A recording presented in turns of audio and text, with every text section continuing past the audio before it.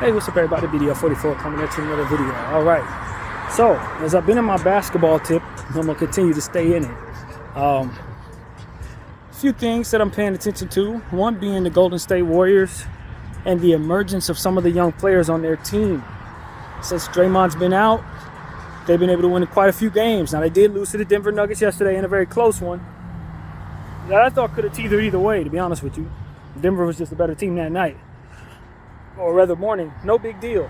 But they had been more or less playing good ball with a nice little winning streak going on prior to that spanned about 5 or 6 games.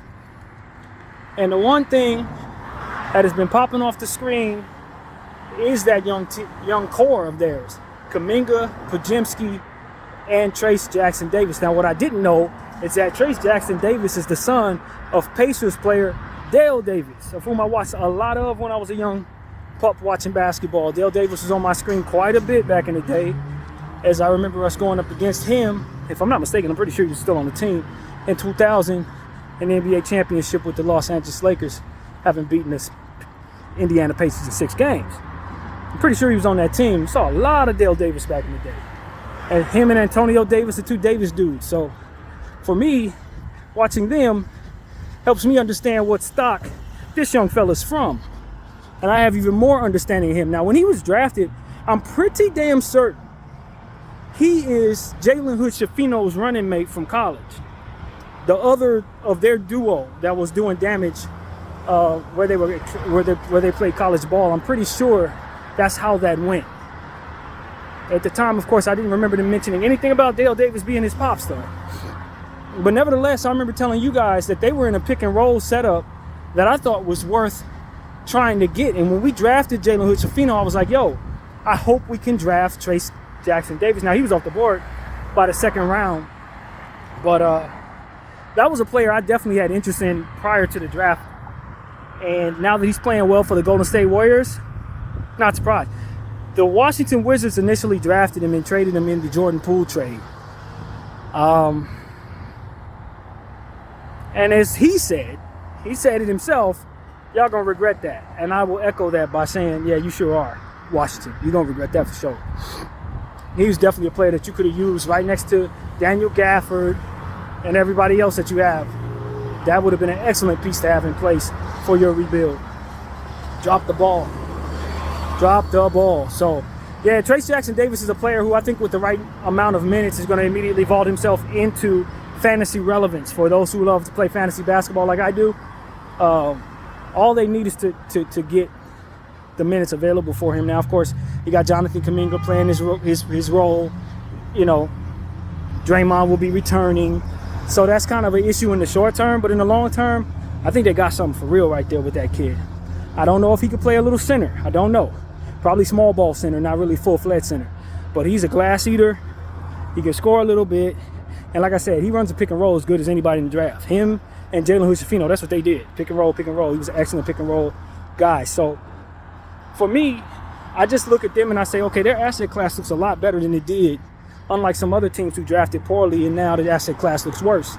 You want to look in the situation now and say, okay, they can afford to move on from a Draymond Green a little more so than maybe they could a couple weeks ago when maybe they didn't know what they had. Now that they know they got this kid, you got several forwards. Maybe you can even move on from Kuminga and make a trade that you like without worrying about your forward position because Trayce is in place.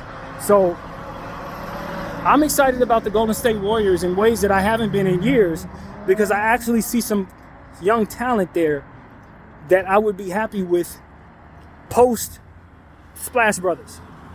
And I hadn't seen that up until this point. I mean, I like Kuminga, and I'm big on the guard that they picked up. I can't think of his name, not Podziemski, the other one that they've had for a while. That I never forget his name until now. But you know, I'm big on the young guy that they have there, that power forward. He's a two-way guy. I mean, the shooting guard is a two-way guy. I'm sure I'll think of it soon. But when you got Trayce Jackson-Davis, Jonathan Kuminga, him, whose name is out of my head, Podziemski now, and it's like, okay, that's 4 players that I would love to hold on to no matter what happens to the core.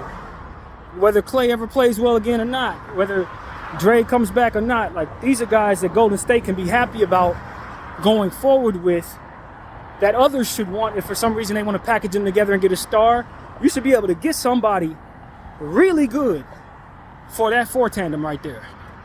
Really good. Like those are pieces people should genuinely want. All 4 of them. So that's where my head is right there with the Golden State Warriors, man.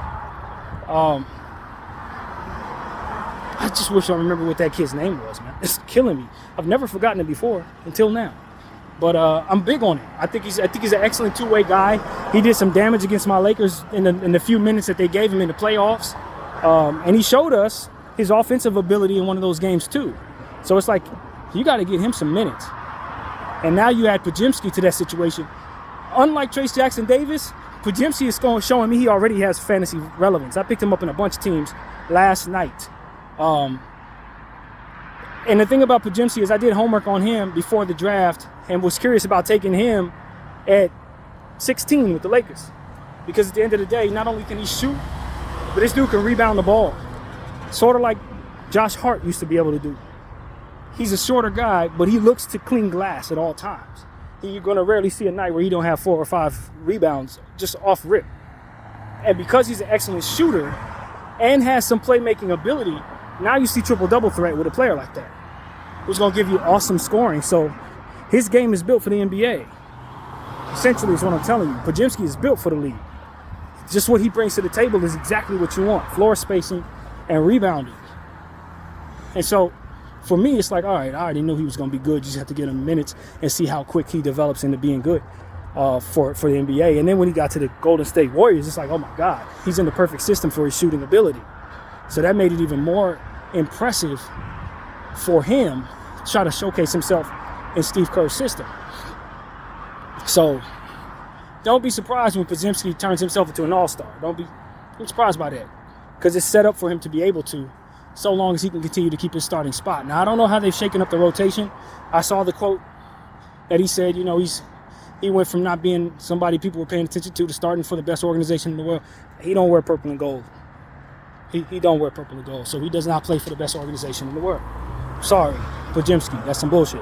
Excuse my language, but stop playing with us. So that's what I have to say about that. But nevertheless, aside from everything else, I just think the NBA dropped the ball. I mean, when scouting this dude, he should not have fallen past 16. I'd take him over Jalen Hood-Schifino right now. And would have that day.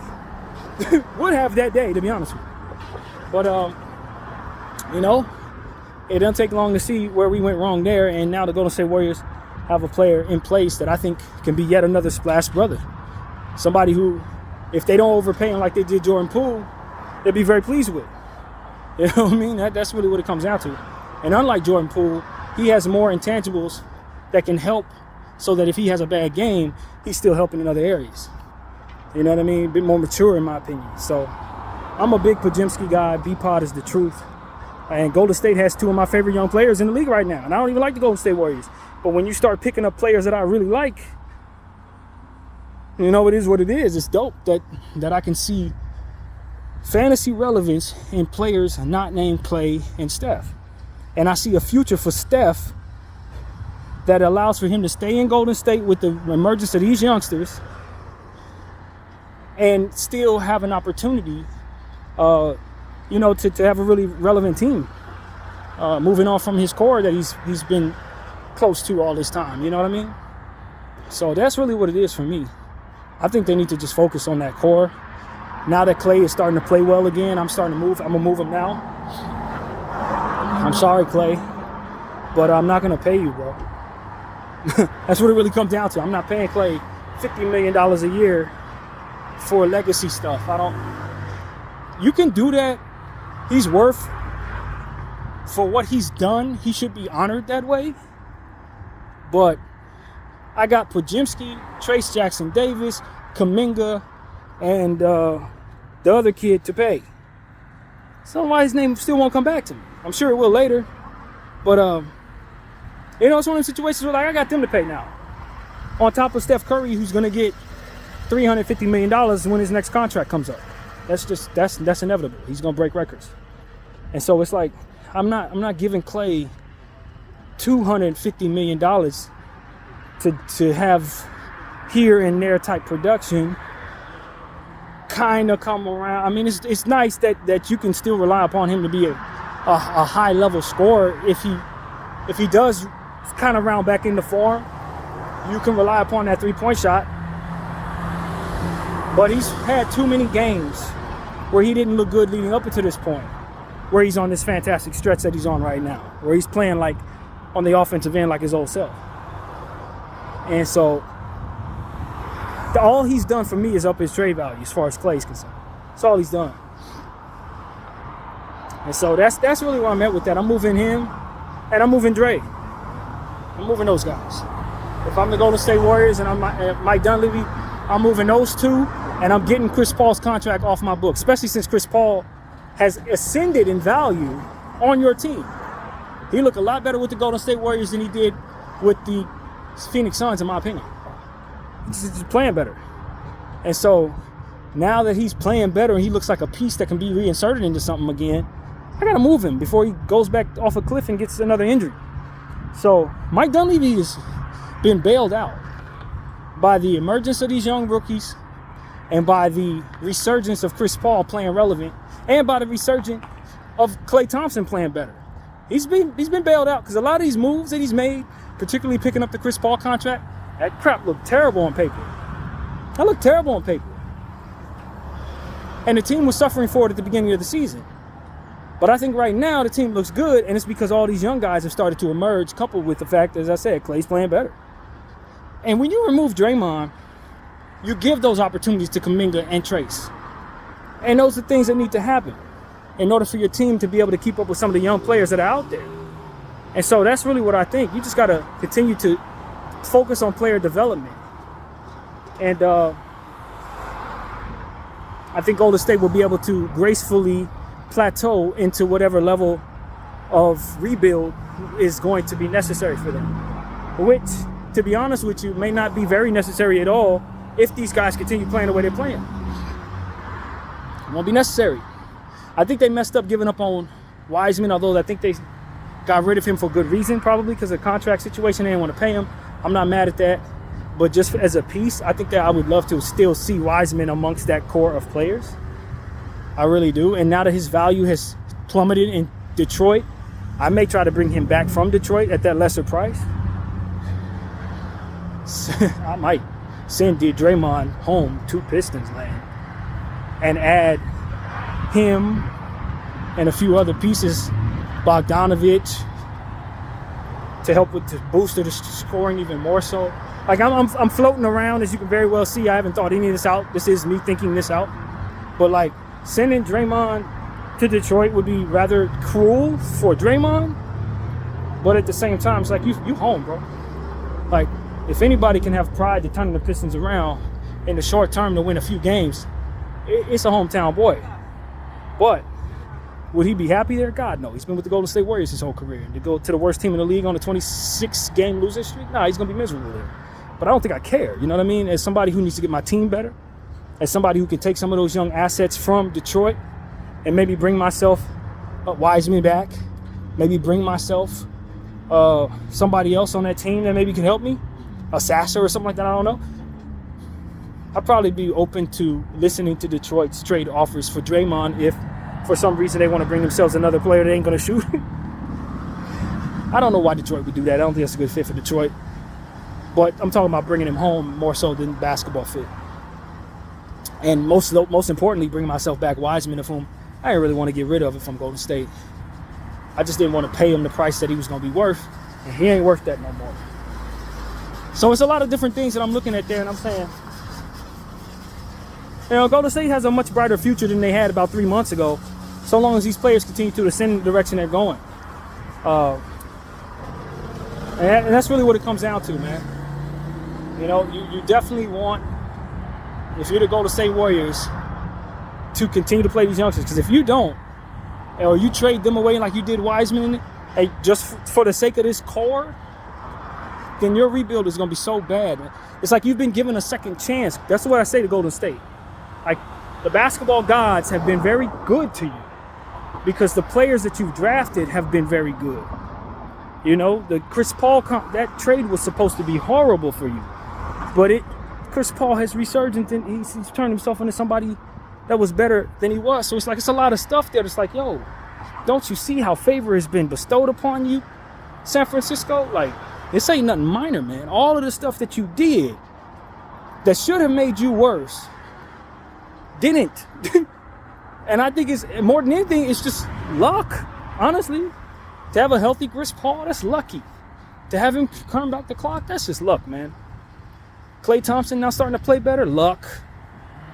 Trace Jackson, Davis, and Podziemski popping at the same time, luck. It's all luck, man.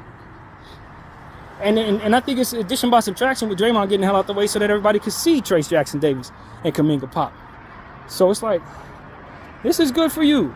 And I just wish, beyond wishing, that kid will come back, that mind is not allowing me to remember who the hell that is. What's his name? Who is he? But yeah, he's definitely a player, man. I can see his face in my head, but the name is nowhere to be found. At any rate, that's what I got to say about Golden State, man. I just think they've gotten significantly more lucky than they probably deserve to be, and as a result, everything that they have is at this point worth something. As to where just 4 weeks ago we would have said the opposite. And I think they should start making trades, man. It's a great time to trade Klay. It's a great time to trade Dre. It's a great time to shop Kuminga for something valuable if you believe in Trace, and start giving Podziemski and Trace and Klay, coupled with whatever you're bringing back, a future. I like all of that. I like all of that right now. Coupled with that dude that I can't seem to remember his name. You keep him. He's a keeper. And all of this should give you a future. So that's where I'm at with the Golden State Warriors. Congratulations to y'all for everything falling into place properly. Doesn't mean you're going to win a championship, but it doesn't mean you're not either. It's literally, because when you have Steph Curry, that is actually very possible. So that's what I'm looking at. I think the Golden State Warriors right now have an optimistic.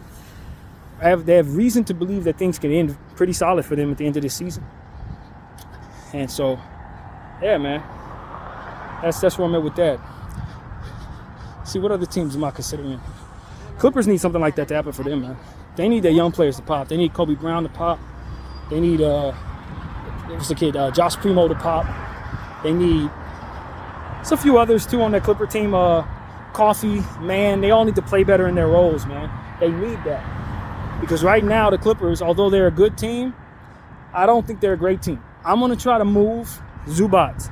I've told y'all a million times, Zubac is a nice player, but I don't think he has all-star upside, and he's reaching a point where he's kind of in his prime, and that's not good enough for where you at. So if I'm y'all, I'm probably trying to move him somewhere. Maybe even Detroit to get Jalen Duren, a higher-level upside player who can do some of the similar stuff, but probably has more strength. Although he has the knees, I don't know if that's a great straight, but these are the type of things I'm just brainstorming if I'm the Clippers. If I want to get better, and I think I need to get better to put myself in a championship position, I probably want to move somebody on that bench that's not getting utilized properly, particularly Terrence Mann, or Coffee, or one of these dudes. You got to try to couple a few of them with Zubac to get better. And if you can do that, then you're probably going to be a much better basketball team to kind of complement the championship glory that you ultimately are hoping to chase. Because you're not going to get there leaning on these vets without actually having the players in place that can ultimately put them in a position to be better if one of them or two of them go down. And so that's really what I'm here to say to y'all. You want to put yourself in the best position possible to more or less boost your bench and take some of the redundancy from your roster and turn it into stuff that you're more likely to need in the playoffs. Because right now, you don't need all them dudes that you're using on that bench, or rather that you're not using. It's particularly Mann, Coffee. Now that you got these guards in place, Powell, you don't need all of them because you can't utilize all of them to their maximum strength. So that's really what it comes down to. But, a move should be made. There's a lot of teams that should be making moves right now. That's the point. It's a lot of teams that should be looking around seeing what it is that the Lakers are after and possibly wanting to get some of that. You know, Zach LaVine. I'm trying to figure out where I would want to put Zach LaVine. I mean, the fit for the Lakers is okay so long as they can find a facilitator to come with them. If you can't bring that facilitator with them, then you're taking steps backwards, as we've already mentioned many times today. But I don't know, man. I honestly don't know. For Zach LaVine, because his contract is so frustrating to deal with, I don't really know if he has a fit in this league right now. The player, yes. The contract, no. And why is the contract so important? Because if the contract's going to keep me from being able to afford other stuff to make us good enough to win, there lies your problem. Like, I need to be able to get good enough to win a championship for whatever team I'm building. Unless we're a rebuilding team, as to which I don't need Zach LaVine. So the only time it makes sense to bring in a contract like that is if you think it, coupled with what it is you can afford to keep next to it, can bring you a championship. Otherwise, you're in no man's land hell, as we said earlier. And nobody wants to be in no man's land hell. That's why we call it no man's land hell. So that's really what it is. I have a championship goal for every team I'm looking at. When I say this team needs to do this or that team needs to do that, if I think it ain't going to give me to a space where either I'm good enough to win a championship or could be in a few years, I'm not even looking for it. And I don't think that's the way the NBA actually looks at themselves. Certain teams are very happy just getting players enough to keep them in position to more or less win the first round and go home after that. Winning the second round, go home after that. Ain't good enough for me. That's no man's land hell for me. So for what I need, I'm going to put myself in the strongest position to have players that I know can be good enough to get us over the hump. And if you can't get us over the hump, if I'm going to be in no man's land hell, can't do it. Simply can't do it, man. And that's the difference between myself and maybe some of these other teams. Analysts, rather. When they're assessing what can make a team better, I don't know that they're thinking Larry O'Brien at the end of the tunnel. So that's something I wanted to make sure everybody understands. Like, a lot of stuff is like, well, he would fit, but yeah, our defense would suck, though. Well, he would fit, but yeah, we're going to be a bad rebounding team. So it's like, it's certain stuff that's, again, if it ain't going to get us there, then it's not good enough. A team that I think is okay for Zach LaVine, since they didn't mind taking on Bradley Beal, is probably the Sacramento Kings. You know, it depends on how much I love what I have at the guard spot. Now, for me, I'm a big Malik Monk fan. I like Kevin Huerter. What else do they have over there in Sacramento? Obviously, De'Aaron Fox. But, like, if I put Zach LaVine next to De'Aaron Fox, now I'm speed racing past everybody. My offense is even better. You see what I'm saying? And so that's an interesting fit there for me. If I'm going to move on from one of those two guards or both of those guards, bringing in Zach LaVine in their stead probably doesn't help my shooting in theory, but in the long run, I'm a significantly more potent and dangerous athletic offensive team, for which ultimately I think they want to be. I wouldn't want to move on from Malik Monk, but maybe I can find another way to keep Malik Monk and maybe move some other pieces, right? That may put me in a position to have Zach LaVine, De'Aaron Fox, Sabonis, and feel good about it, because you still got Murray, not DeJounte, but Keegan Murray on a rookie contract. So you want to take advantage of that, because he's one of the better contracts in the whole league because of it. So in the short term, maybe I bring myself a Zach LaVine, try to win a championship right now, and then move on from the Zach LaVine contract right after that or something like that. You know, that kind of thing. That's an interesting piece. I think the Bucks would be an interesting place. But although it's kind of along the same lines, because the Bucks have defensive issues, in my humble opinion. Even though you got Giannis, you're still not a very good defensive team around the wing. You got Dame. You don't kind of want to overload on redundancy. So bringing yourself Zach LaVine instead of maybe Middleton and something else, you probably have to do a 3-team trade to try to make some more sense of your roster. But it does leave you souped up athletically to where you got Zach LaVine and Giannis on the break together with Dame on the perimeter. Probably score 150 points. Probably still lose to the Boston Celtics, though. So it's like, these are the type of things like, nah, probably not. Probably not. And I look at certain teams just like, if you bring yourself Zach LaVine, yeah, you're going to be good, But are you going to be great, or are you just going to be kind of souped up offensively? You know, that's kind of what he does for a lot of teams in this league. He just soup them up. If you could score 140 points, now you might be able to score 160. Like, it's only 48 minutes, it's only one ball, man. So that's my problem with Zach LaVine. He's just an extra soup up for shooting guards, for which most teams don't really need shooting guards, especially if they're not making nobody else better. So it's kind of hard to find the best spot for Zach, man. The Lakers probably are the best spot for Zach, to be honest. But once you make the trade to get him, now you get rid of the pieces that make him better. Now you're asking LeBron James to be the facilitator. And if you follow me, you know I don't believe LeBron James should be asked to be no facilitator. Not at 39 years of age. No, I don't want him making passes. Plus, he turns the ball over a lot. So when he's playing off the ball for the Lakers, we tend to turn the ball over less, depending on who we have controlling the basketball. If he's the one recipient of the pass, he's a better catch and shoot player than he is a off the dribble shooter. LeBron James is. So it's like, I want him playing off the ball more than most, because I know he can play off the ball as well as anybody in the league. He's just never been asked to, because everybody wants him to facilitate all the damn time. Hell no, I want him to score. The Lakers win when LeBron scores.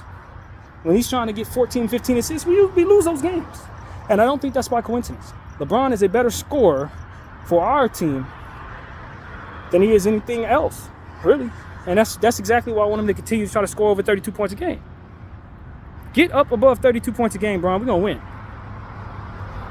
But I guess they're trying to supplement having to ask him to do that by bringing in a guy like Zach LaVine to make the shots for him. But I don't know if it's going to translate to that at all. I don't think it's going to translate to that.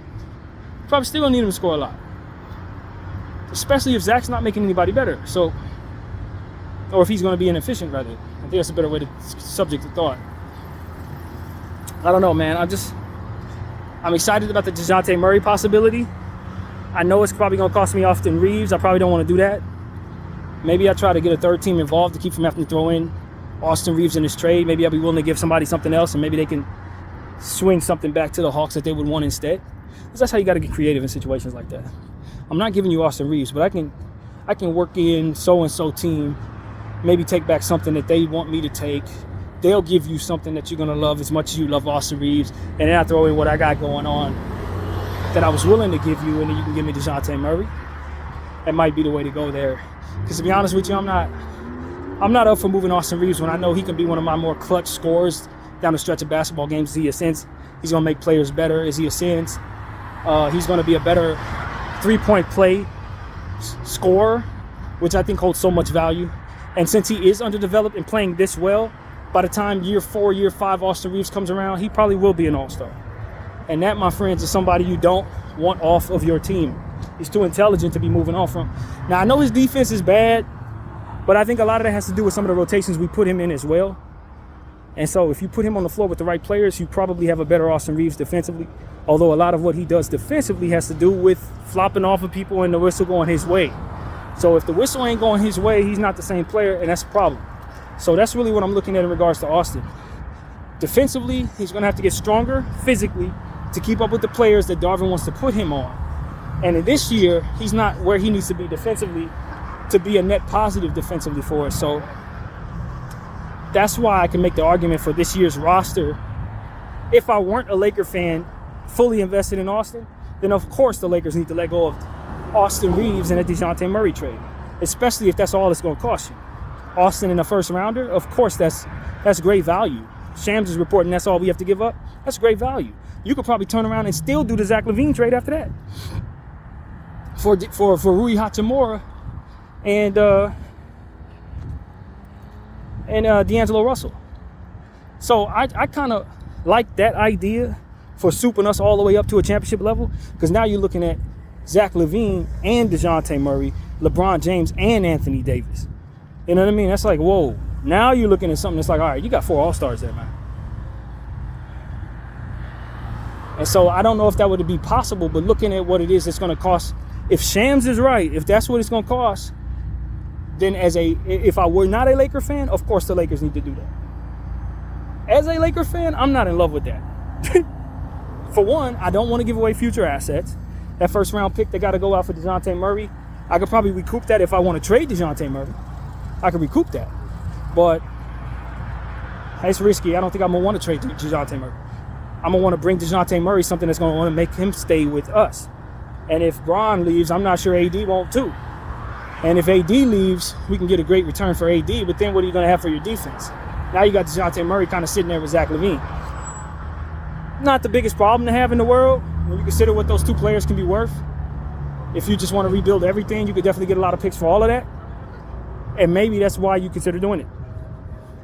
To be completely honest with you, a lot of times when we want to make trades, if you think about LeBron James putting himself in a position to possibly leave us without actually recouping anything for us, you want DeJounte Murray, you want Zach LaVine, you want Anthony Davis for your rebuild. Just in case you do want to blow it up and get a million picks for all of those guys and kind of recoup what it is that otherwise LeBron James is going to be setting out. So I guess if I'm being honest with everybody, that's the only way I really want Zach LaVine on this team, is if I'm bringing DeJounte Murray with him. It's the only way I want him. Because then he could do Zach LaVine is not going to make plays for nobody else. And he's going to need somebody to make plays for him. If I'm going to be letting go of D'Angelo Russell and Austin Reeves, I had damn well better have a facilitator on the team. And in the event I have a facilitator on the team that can get the ball to Zach LaVine and Anthony Davis, LeBron James ain't got to be asked to do that. And we move forward with a team that's good enough to win a championship so long as everybody stay healthy. Now, how's my bench looking? I got to forego something. My depth is gone. And I'm relying upon two guys that have had real serious knee injuries in Zach LaVine and DeJounte Murray to stay healthy in my backcourt for us to be anywhere.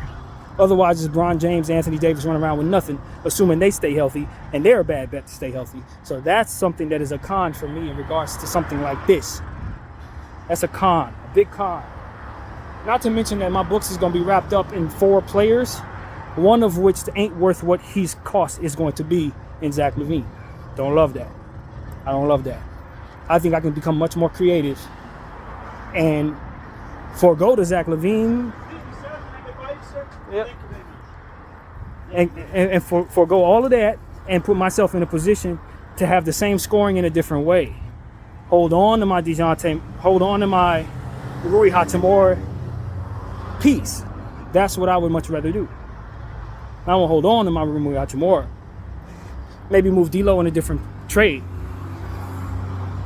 So it's a million different things going through my mind, as you guys can clearly see. I'm doing the homework and the mind work right now, rather. But there's not a lot of variables that make me excited about Zach LaVine. It's not a lot of variables there, man.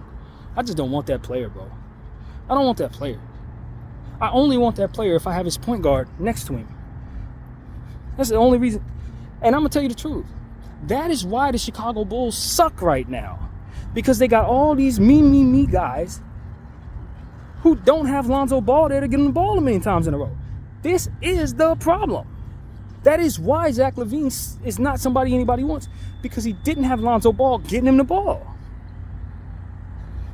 That's something that should have been said 30 minutes ago. Zach LaVine, DeMar DeRozan, and all these different pieces that the Chicago Bulls had over the last several years, when Lonzo was on the floor playing defense and getting them the ball, they were one of the best teams in the Eastern Conference. You remove Lonzo Ball from that equation, and you suddenly have a situation where you got a bunch of me guys and no one to get him the ball. It is why Zach LaVine's value is not where it needs to be. It's why his contract looks so bad, because he's not winning in a situation where there's no point guard getting him the ball. Now, I could argue that the emergence of Kobe White could make it so that you now have that dynamic once again. Kobe White can get some assists off of Zach LaVine, and maybe Zach LaVine will look better now that Kobe White has ascended to who he's going to be from here on out. Problem is, where the minutes coming from? Kobe White's taking Zach's minutes. So that's going to be interesting to see how Zach looks in a couple of days when he returns. With Kobe White playing at this level, can Zach LaVine have stretched together some fantastic games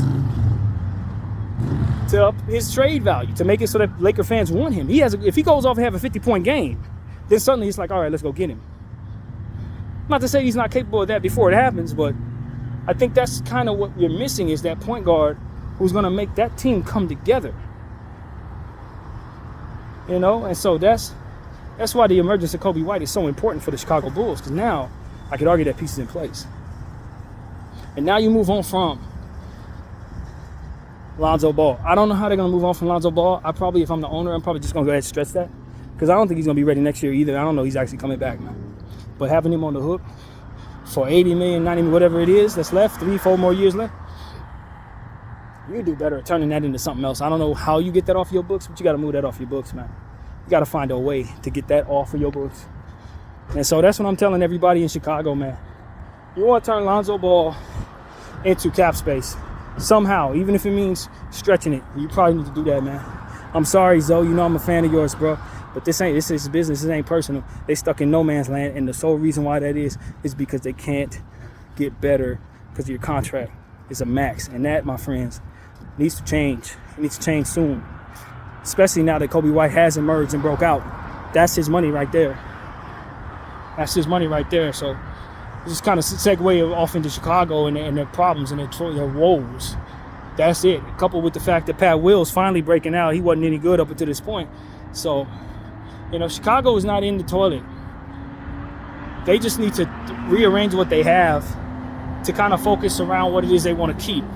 Pat Will, White, and if I'm them, Caruso. I don't want to move Caruso at all if I'm the Chicago Bulls. Not at all. Move the rest of that crap. Move DeRozan. Move Levine. Move Ball's contract. That's the 3 things that need to go if you're Chicago. So, yeah, man. I'm looking at that and I'm saying, because I understand this from my perspective as a Laker fan, I don't want none of that crap that y'all need to get rid of. It ain't made you no better. Why the hell do you think it's going to make me better? It's not. It's very simply put, it's not.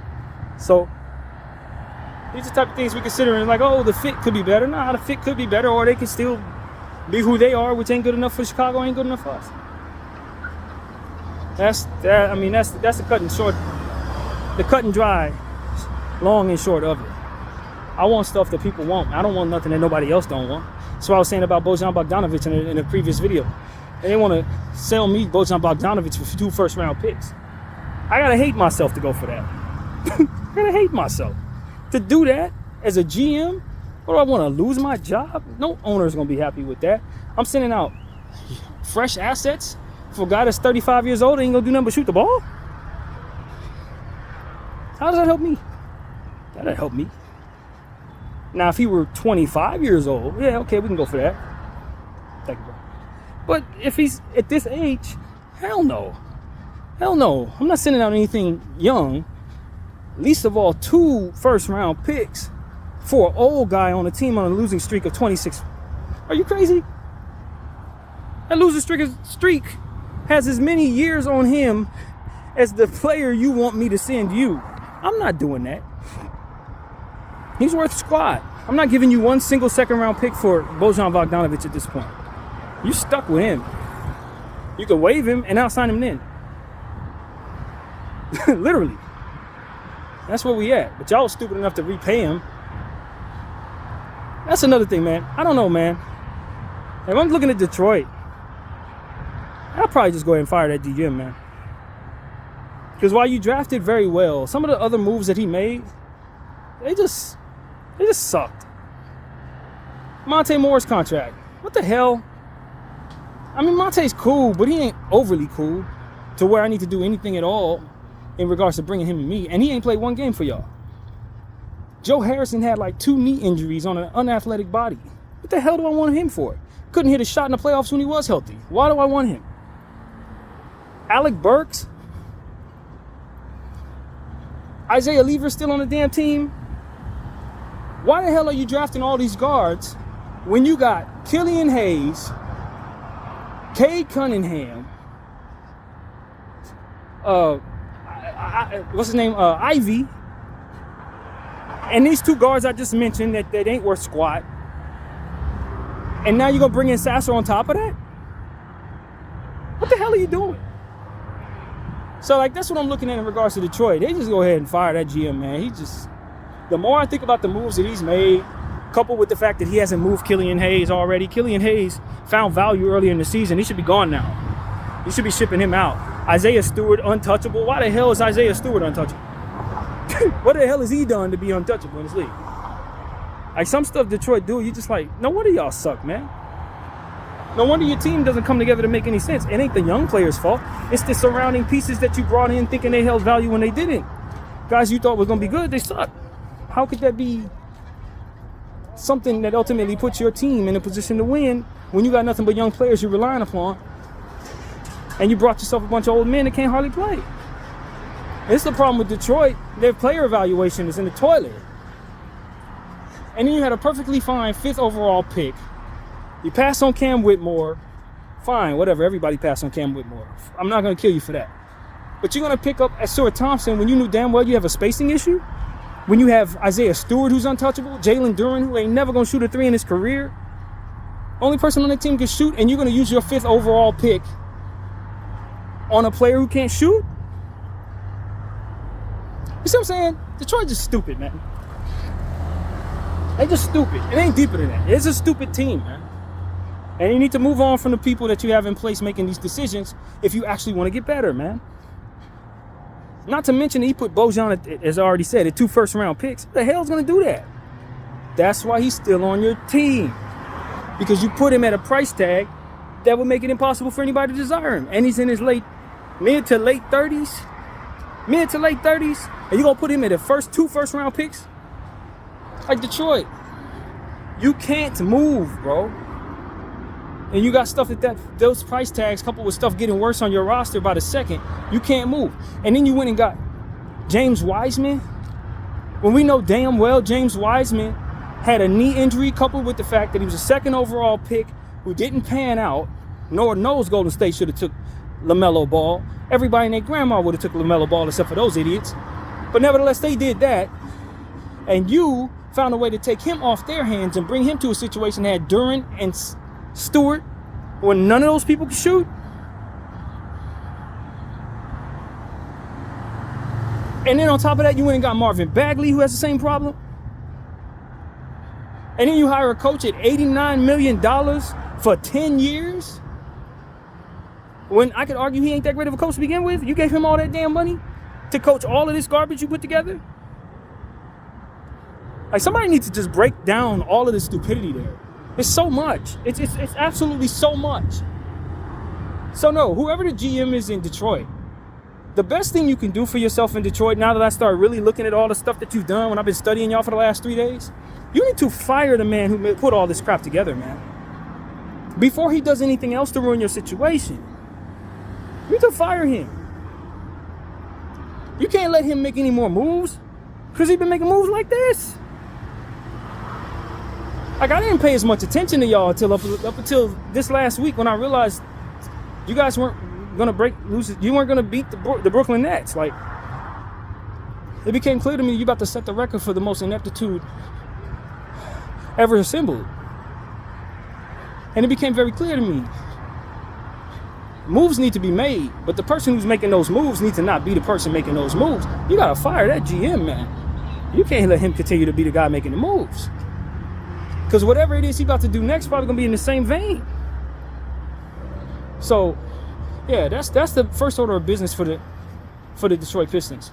Don't do nothing. Yes, things need to be done, but don't do nothing till you get yourself a GM that can make good decisions before he digs you even further hole. All of these moves he's been trying to make are counterproductive, man. All these little visions that he had for role players, they all sucked. All of them. They all suck. Bad misevaluation of talent left and right. Drafting players that can't play with one another. Hiring a coach at 7 times what he's worth. Just like, no more. No more. Stop mismanaging that owner's money, man. And I know they say he's the worst owner in sports. I don't know who this guy is. I heard his name for the first time yesterday. I don't know who the owner is. But I can tell you, the people he hired to manage his money for the Detroit Pistons, they need to be gone now. They need to be gone now. The evidence showed you they need to be gone, but the moves before the evidence even showed you that showed you they need to be gone. They need to be gone. Send them to the unemployment line. And may no one else ever hire that person ever. Because that is a bad GM. So that's what I've been wanting to say, man. All this homework I've been doing to the Detroit Pistons, trying to figure out how bad why they're so bad.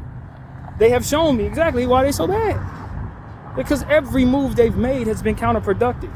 Everything they had visioned up for their team was bad. And you think I'm about to pay Rui Hachimura for anything you have? Bro, I'm going to fleece you like everyone else did. That's all I'm going to do. I'm going to fleece you. I'm going to take back Duren. If you want Rui Hachimura, you're going to have to give me Duren and Ivy. Just off the understanding your stupidity. Because you're that type of GM that would do the dumb stuff that you've done. I'm not about to pay nothing right for you. It's the same problem we ran into a couple years ago when everybody thought we were stupid.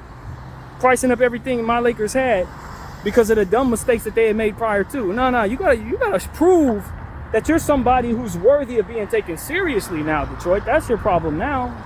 You gotta prove that anybody should do a good deal with you. Because I'm gonna tell you like this, when you look at the market, there's too many competent GMs everywhere for me to go to an incompetent organization and not fleece them. You see how that works? It's in my best interest to take advantage of what I can because it ain't easy to take advantage of anything. People are always trying to fleece you. So when you find yourself a patsy like the Detroit Pistons, you ain't getting nothing of value for what it is you have. Because it doesn't make any sense for me to do that in the presence of this type of market. And I got to deal with Danny Ainge and Masai Ujiri. I'm not going to go do a deal with you that's going to make it so that you're any better than you are. I'm going to do a deal with you that makes me look good because you're the patsy of the league. See how that works? That's why Detroit needs to do something about their GM situation, because until you do, you're the patsy of the league. So anything that you would otherwise get for your assets, in my theory, you ain't getting none of that for that. Even if it makes sense to do it with somebody else. I'm not doing it with you. Because your team is bad. And on top of that, you've made bad decisions. A great GM who inherits your situation is going to have to accept the fact that he's going to have to live without certain things. Okay, let's just make this very clear. A good GM is going to have to accept the fact that if he takes over the Pistons right now, he's probably getting half back for what he has off of the strength of the losing streak. But since you got the same GM in place that made all of this happen, it's going to cost you twice as less to receive everything back. If that makes any sense, it's going to cost you even more rather to get things done.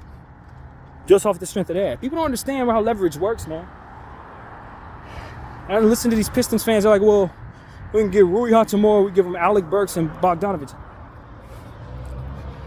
Dog, Bogdanovich and Alec Burks are worth squat right now. But since that GM is there, they're worth even less. They're not worth Rui Hachimura. You know what I'm going to give you for those two players? I'm going to give you my garbage. I'm going to give you Jackson Hayes. And I'm going to give you... Hell, I'm not even willing to give you D'Angelo Russell. I'm not giving you D'Angelo Russell. Now that I've assessed all of this, you can have Jackson Hayes, and you can have the injured contract of Gabe Vincent for Bogdanovich and Alec Burks. And then when I get Alex Burks here, I'm going to likely waive him because I don't have any use for him just like you don't. That's how, see how that works? Garbage goes away. So it's like, nah. Detroit, I promise you, friends, the only way you're going to really get better and get back everything you're supposed to have for what it is you're worth is to get the hell away from that GM, or he's going to have to do something. He's going to have to find a patsy that can turn his situation around. He has to have a friend in this league somewhere that'll do for him. Literally. So that he can have the reputation as a solid GM once again off of the move that is made there. It has to be big. But he has to have a friend. And it's not impossible. We've seen it done before. Rob Pelinka went from worst to first. You know what I'm saying? Rob Pelinka is now a really good GM in the eyes of people. All it took was a couple good moves. And he needed a friend to help him make that move, man. And that is exactly what the Pistons GM needs. Is somebody who's willing to give him some charity, man. Somebody who's willing to take his credit. Kid you not.